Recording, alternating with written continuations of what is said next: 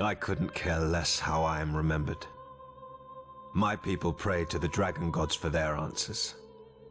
I don't have that luxury. I am the Duke of Griffin. I answer to the Empress. But she and her children have been murdered, leaving an empty throne.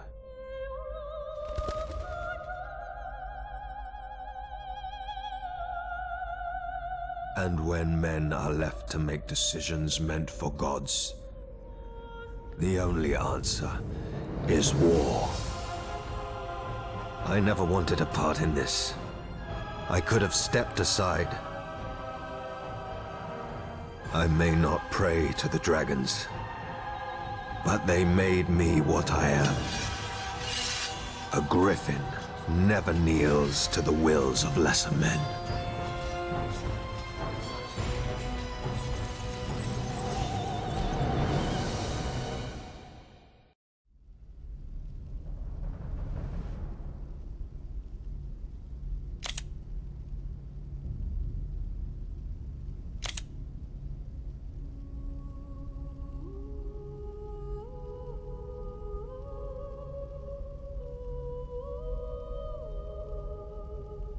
Ivan, my story is not finished.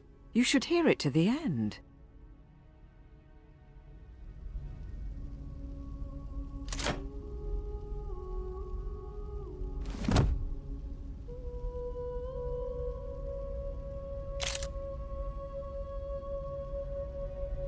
Ivan, my story is not finished. You should hear it to the end. Yes. Please, continue your story. If I may, Duke Ivan, might I share a story that would shed some light on your predicament and the choices that lie ahead? It is the story of Thomas Wolfe. I know the names of the major houses well, and I have never heard of a Thomas. And angels cannot lie. His name was stricken from the annals of the Holy Empire, but his story still resonates through time. What does it mean to become a leader, an honorable man? It was the year 469 of the 7th dragon in the Duchy of Wolf. Thomas, the third son of Duke Heinrich, was tasked with repairing the old Falcon Road in preparation for an upcoming visit.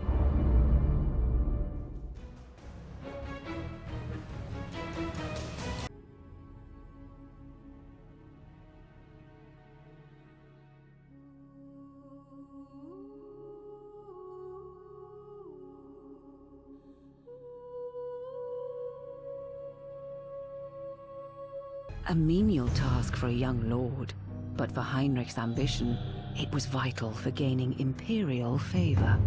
Thomas argued that they were lowering themselves to licking imperial boots, and left his father's house with nary a goodbye. Though Thomas felt that the Falcon Road was the business of the Falcon, he understood the machinations of court life enough to do as he was bid. The tediousness of this task will be as boring as the journey.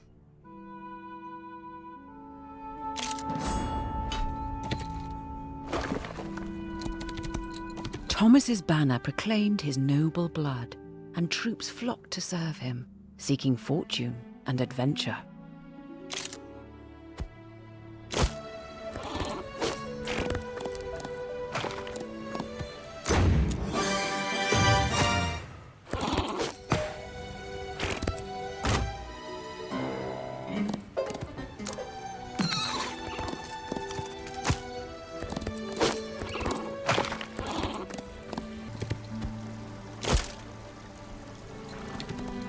After days of monotony, the broken bridge before him seemed as exciting a challenge as wrestling a wild and hungry griffin bare-handed.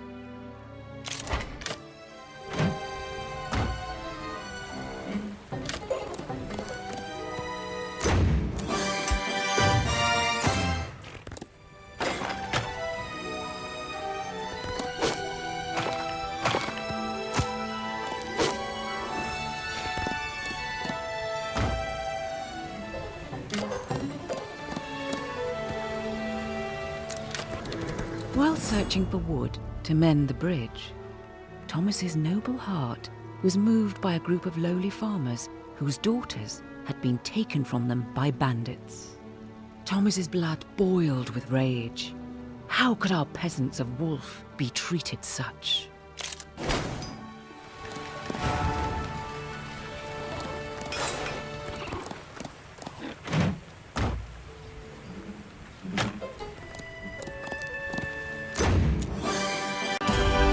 The bandits were no match for Thomas and his trained troops.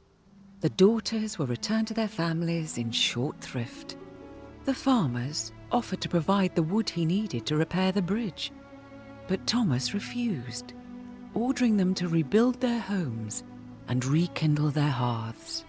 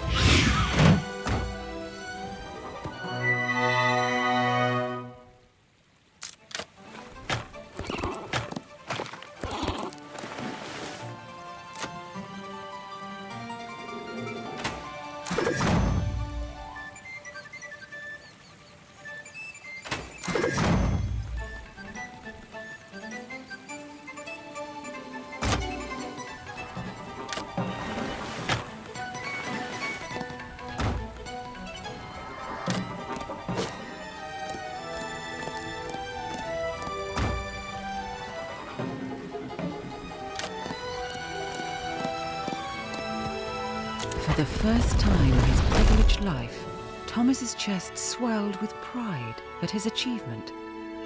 He began to understand the virtue of honest toil. Thomas could not understand why the Empress, or for that matter his own father, had allowed such an important road to fall into such ill repair.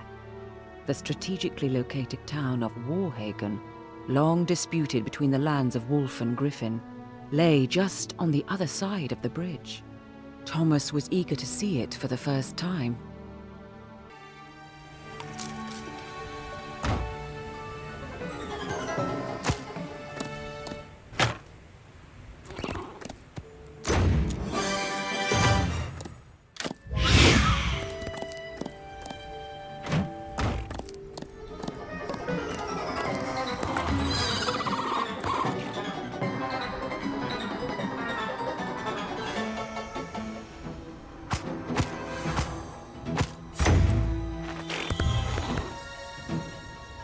Who are you to block the Falcon Road?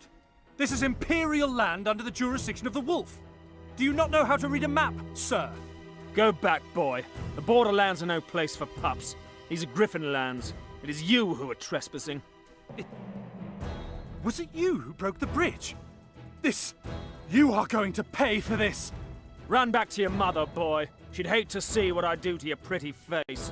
This is our land. Now be off! I will not give you another chance. It is I who will not give you a chance.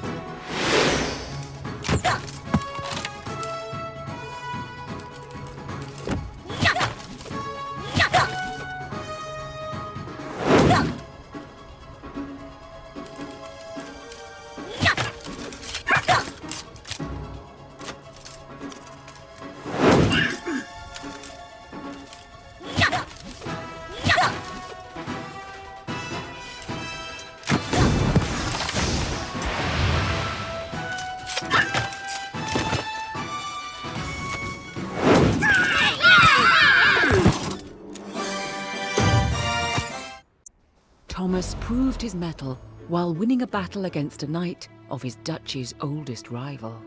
Border disputes between duchies were common and considered important tests of courage, at least by the knights. But the real test of a man is knowing when not to draw his blade. The Griffin flag. They've claimed Warhagen. The wolf shall not sleep till its people are once more free!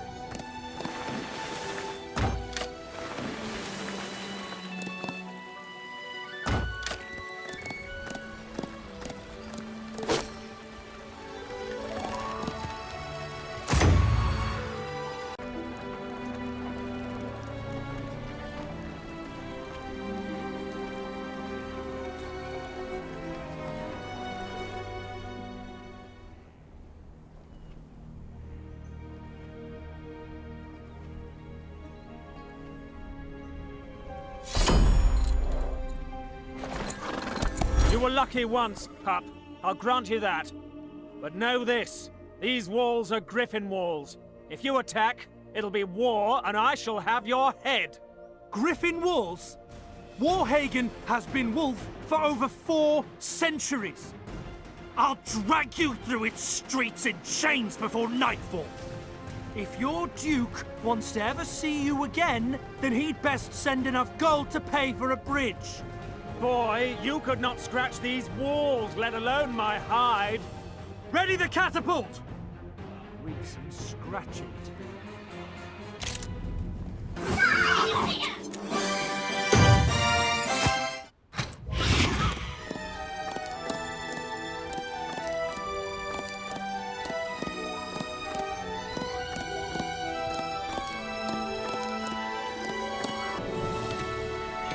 Tell me you didn't just send Lord Mateusz to the dungeon. Excuse me. Who are you to address me in that way? Emeril Redshield at your service, my lord. Your uncle, Lord Conrad, has sent me with a warning. A Griffin army has crossed the border and is 3 weeks out. So the Griffin has declared war? No. You declared war on the Griffin. Over what? Your father sent you to repair the roads. They destroyed a bridge and invaded one of my cities. How many men have they sent? I'm going out to meet them. You are staying here. Your uncle orders you to use the time to prepare the defenses. This incident can still be contained if you remain the only culprit. Lord Conrad cannot be implicated in any way. But you've... There is star silver in a mine to the south. You can use it to improve your fortifications. I'll aid you if need be.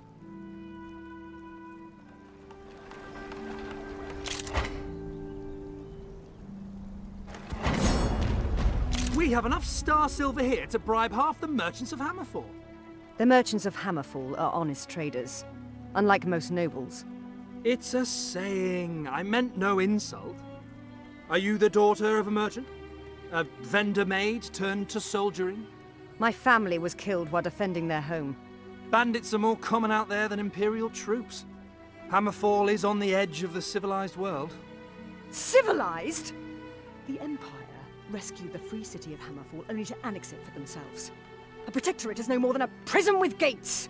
Does my uncle share such thoughts? He is the commanding protector, after all. Conrad at least listens before speaking, and never charges blindly into a fray. Aye, aye, Captain.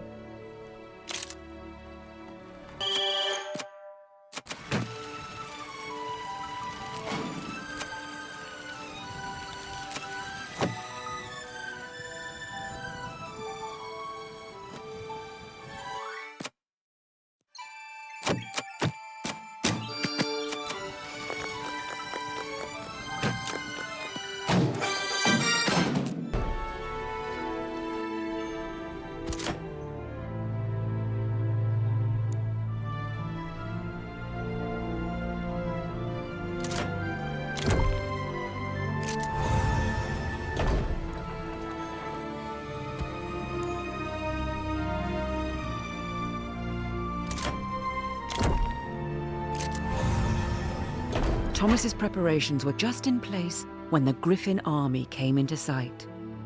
Emeril's report was accurate. Their cavalry was impressive. Facing this host in open field would have been suicide.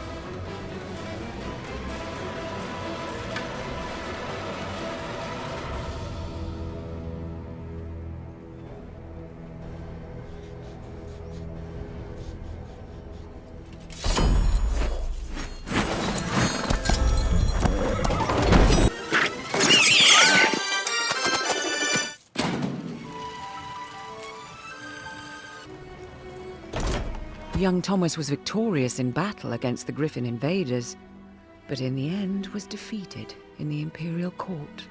Defeated? How? Thomas defeated his enemies. A trifling deception. After they found proof that Warhagen was theirs, the Griffins laid a trap a child would fall for. And he did. Indeed. An ancient map signed by Ronan Falcon I, awarding them the city. This was not Sergei's ultimate goal. He had plotted this disgrace to steal Empress Kyla's favor for himself. Gaining the city of Warhagen was a bonus, as pleasing as it may have been. Correct. Heinrich of Wolf possessed the greatest experience at sea, yet Sergei of Griffin was appointed Admiral of the Imperial Fleet. The Wolf's efforts had been in vain, and the house's reputation tarnished.